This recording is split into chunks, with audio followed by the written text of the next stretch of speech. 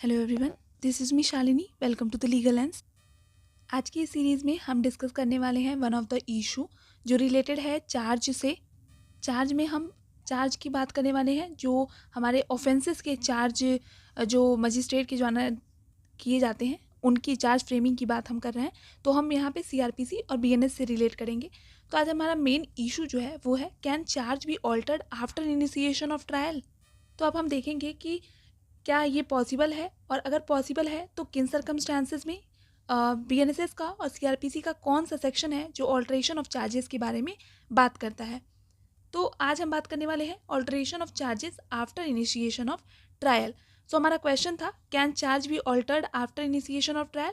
So answer is yes, charges can be altered after initiation of trial under certain circumstances. कुछ ऐसे circumstances हैं जहाँ पे for the furtherance of justice और for the ends of justice जो charge हैं after the initiation of trial भी alter किए जा सकते हैं। The code of criminal procedure and also the भारतीय नागरिक सुरक्षा संहिता प्रोवाइड्स प्रोविजन फॉर ऑल्टरिंग और adding charges during the trial.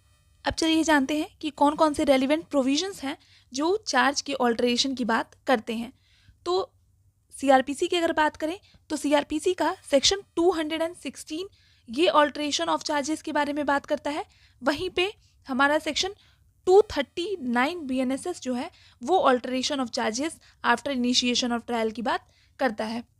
तो दोनों जो लॉ चेंज हुए हैं, मतलब सीआरपीसी को रिप्लेस करके अब जो बीएनएसएस आ गया है, तो उसमें सेक्शंस के लोकेशन सिर्फ चेंज हुई है, मेन जो प्रोविजन है उसमें कोई भी चेंजेस नहीं है, तो सेम ही है। बस सेक्शन का 216 सीआरपीसी ये बात करता है और 216 सीआरपीसी को रिप्लेस करके 239 बीएनएसएस जो कि बात करता है, this section empowers the court to alter or add charges at any time before the judgment is pronounced। तो ये ध्यान रखिएगा कि यहाँ पे चार्जेस को ऑल्ट्रेशन और एडिशन कब किया जा सकता है, at any time before the judgment is pronounced. जब तक जजमेंट प्रोनाउंस नहीं हो जाता है किसी भी समय पे चार्जेस का ऑल्ट्रेशन या एडिशन किया जा सकता है।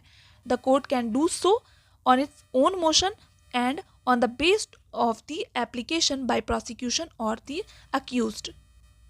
तो यहाँ पे कोर्ट जो है वो ओन मोशन पे भी, अगर कोर्ट को ऐसा लगता है कि चार्जेस को ऑल्टर किया जाना चाहिए, किसी और भी चार्ज को एड ऑन किया जाना चाहिए, तो अल्टीमेट पर्पस जो होता है वो एंड्स ऑफ जस्टिस ही है और फेयर ट्रायल ही मेन पर्पस होता है, जो हमारा कॉन्स्टिट्यूशन भी गारंटी करता है और अदर लॉज जो बनाए गए हैं उनका भी यही पर्पस है। तो यहाँ पे कोर्ट जो है वो ओन मोशन पे भी, या पार्टीज मतलब जो प्रोसिक्यूशन है वो भी एप्लीकेशन लगा सकता है, या अक्यूज्ड भी एप्लीकेशन लगा सकता है फॉर द ऑल्ट्रेशन और addition of charges.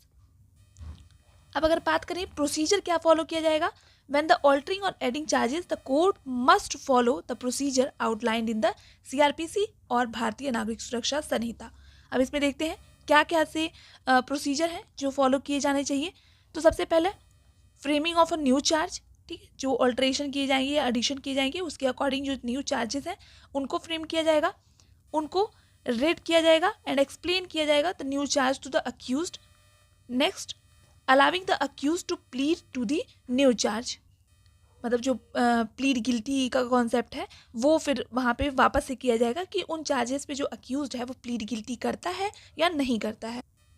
And with this providing an opportunity for the prosecution and defense to present evidence related to new charge। तो दोनों ही पार्टीज को जो न्यू चार्ज एडिशन या ऑल्ट्रेशन के थ्रू ऐड किया गया है वहाँ पे उसके लिए एविडेंसेस जो हैं वो दिए जाने के लिए अलाउ किया जाएगा। अब आइए देखते हैं कि क्या क्या ग्राउंड्स हैं for the alteration. So charges can be altered if दो सर्कमस्टांसेस यहाँ पे दिए हुए हैं। First is new evidences emerge, so during the trial new evidence may come to light that necessitates a change in the charges, ठीक है। और दूसरा है कि अगर चार्जेस में कोई डिफेक्ट पाया जाता है, so if the original charges are found to be defective or inadequate, तो वहाँ पे कोर्ट जो है वो ऑल्टर कर सकती है charge to ensure the justice, because ultimate aim ही जस्टिस है और फेयर ट्रायल है।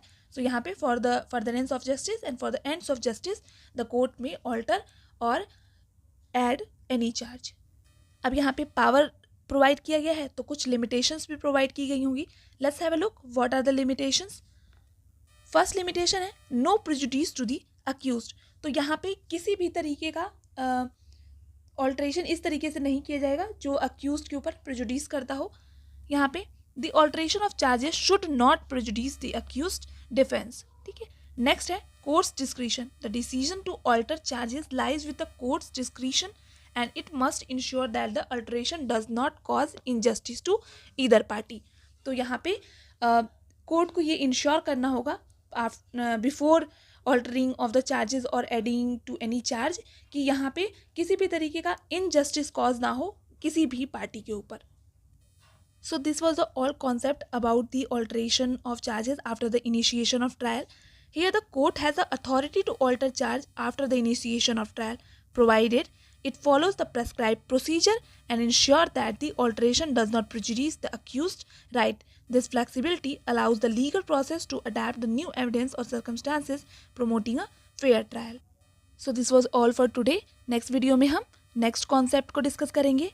तब तक के लिए keep learning, keep shining. All the best. Thank you.